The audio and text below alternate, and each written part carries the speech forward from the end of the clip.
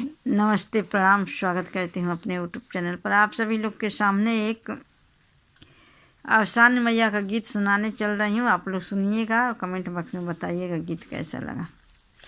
भरी दिहलू खोचवा हमार हे अवसानी मैया, भरी दिहलू खोचवा हमार हे अवसानी मैया।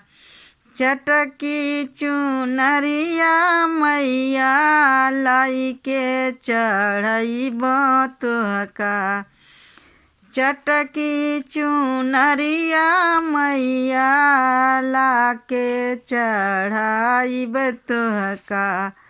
की हुआ मरा हमरो सिंगार हे अवसानी मैया, की हुआ मरा हमरो सिंगार हे अवसानी मैया। भरी दे तू खोइछवा हमार हे अवसानी मैया, भरी दे तू खोइछवा हमार हे अवसानी मैया। चनवा मिठाई लाई भोगवा चढ़ाइब तोहका, चनवा मिठाई लाई भोगवा चढ़ाइब तोहका। अन्न धन से भरी दा भंडार हे अवसानी मैया, अन्न धन से भरी दा भंडार हे अवसानी मैया। भर दे तू खोइछवा हमार हे अवसानी मैया, भरी दे तू खोइछवा हमार हे अवसानी मैया।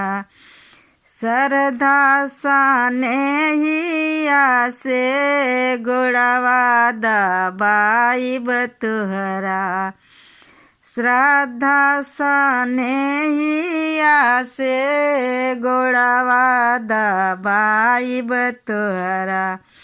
जुग जुग बढ़े परिवार हे अवसानी मैया, जुग जुग बढ़े परिवार हे अवसानी मैया। भरी दे तू खोइछवा हमार हे अवसानी मैया, भरी दे तू खोइछवा हमार हे अवसानी मैया।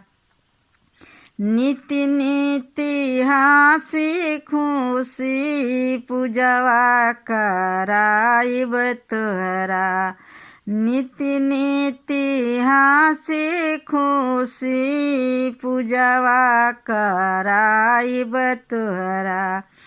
दिन दिन बढ़े रोजगार हे अवसानी मैया, दिन दिन बढ़े रोजगार हे अवसानी मैया। भरी दे तू खोइछवा हमार हे अवसानी मैया, भरी दे तू खोइछवा हमार हे अवसानी मैया। जय हो अवसानी मैया।